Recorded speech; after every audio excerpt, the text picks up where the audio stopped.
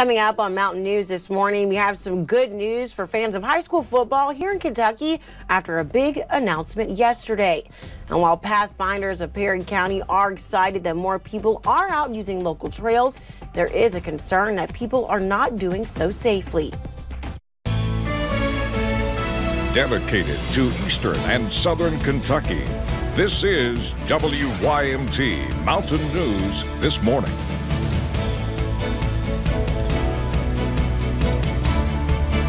Good morning, I'm Lacey Roberts, and thank you for joining us on Mountain News this morning. Today is Wednesday, July 29th, and it's a little bit foggy outside. I was talking to Brendan about that earlier, but we'll check in with him just a little bit later to see where those visibility issues are.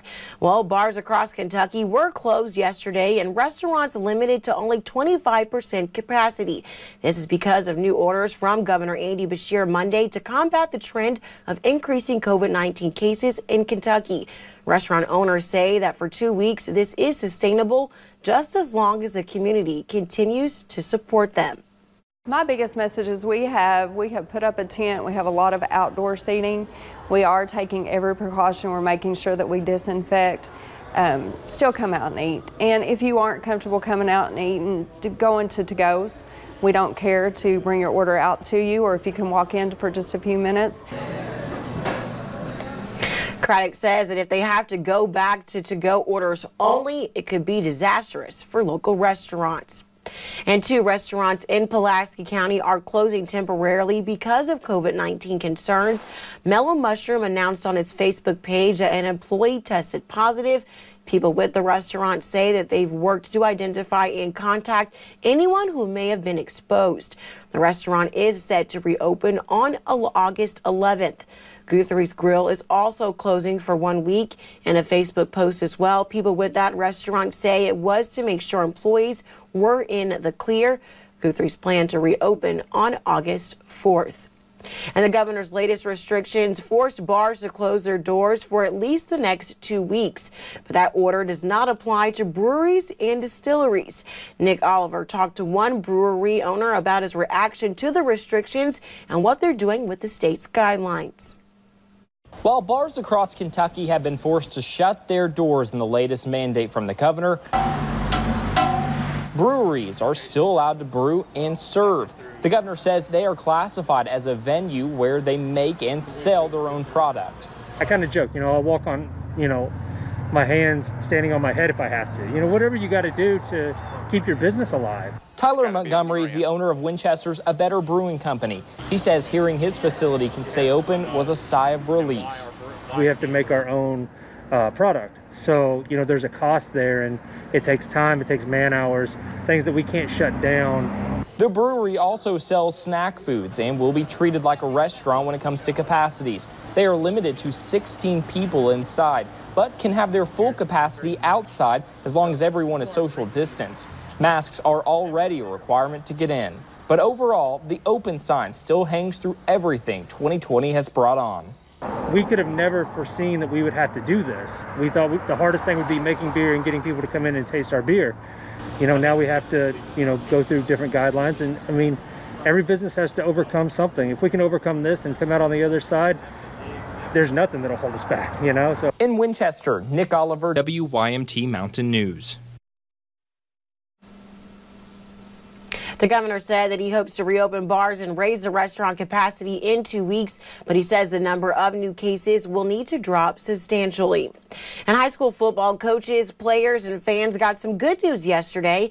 The KHSAA is planning for a season to kick off on September 11th. The original start date for the season was August 21st, so the new date is only 3 weeks behind that.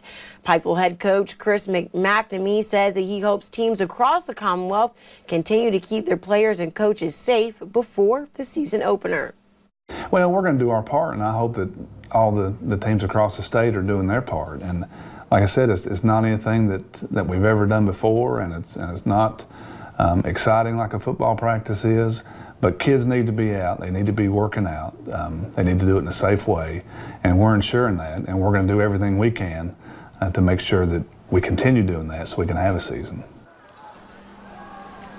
The next KHSAA meeting is on August 20th at 9:30.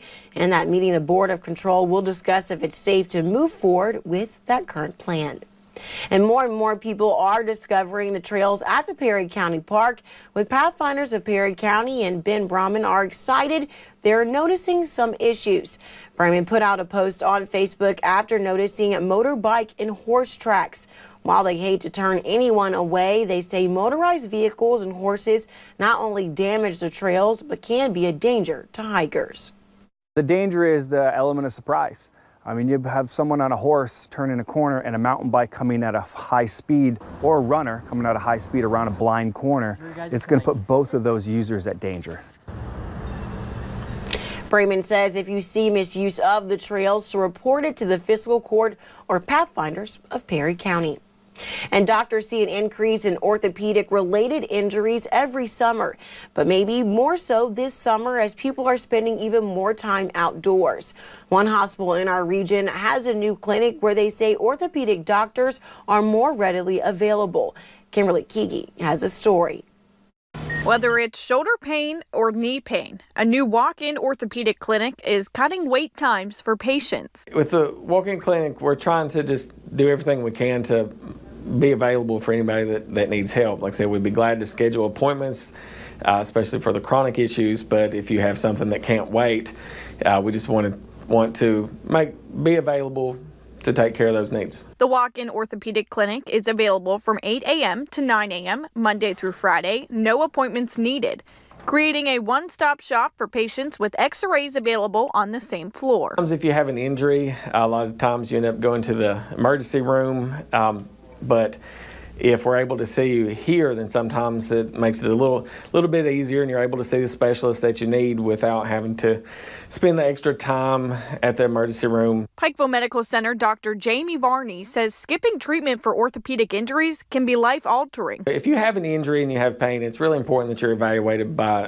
an orthopedic specialist, especially for bone and muscle injuries, because you don't want to miss fractures or ligament injuries or things that you may have to deal with the rest of your life. Prioritizing your health for a healthy lifestyle. The orthopedic walk-in clinic is available Monday through Friday, again, like she said, 8 a.m. to 9 a.m. And emergency responders in Martin County may have just gotten a leg up to more efficiently do their jobs. And it's all thanks to a new service available to people living in the county.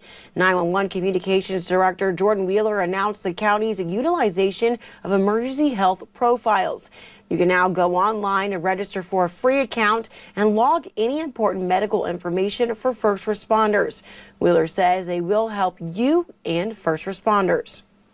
If you're prone to falling or having strokes or anything like that, we're going to be able to know those kinds of things as long as you put it in that emergency profile. Or if you can't remember who, say you have an elderly person with dementia or anything like that, you could put an emergency contact in there. Wheeler also says that the service is not limited to Martin County and encourages all that have the opportunity to utilize this service.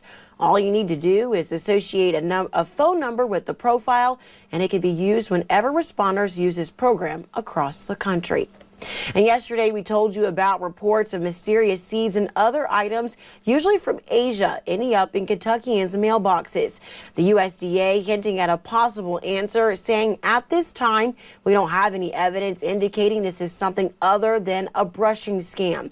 That's when sellers send out items to mimic sales and then post fake customer reviews to boost their reputation. In Bardstown, Angela McGurk says that she received a package that read a small toy was inside and it was sent from Malaysia. But when she opened it, she saw seeds she did not recognize and request for a 5-star rating.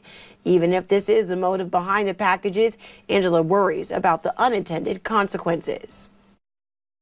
Because they had ordered seeds, if people aren't aware of what the seeds they were, ordering look like, I'm afraid that people will plant these, that they will throw them in the garbage and they end up in a landfill, which they can germinate there, or that they're flushing them down the toilet. Officials with the Kentucky Department of Agriculture say they have received a few dozen phone calls about the matter, and that if you do get a package, secure the seeds and contact them or the USDA. Well, just ahead on Mountain News this morning, what would you do if you won the lottery? One man had the chance to find out and decided to share the wealth. Listen, that'd be nice to win the lottery, but we're not going to win the weather lottery for the next couple of days because that cold front is stalled out just to our south, and it's going to cause some problems over the next couple of days. I forecast in about 3 minutes.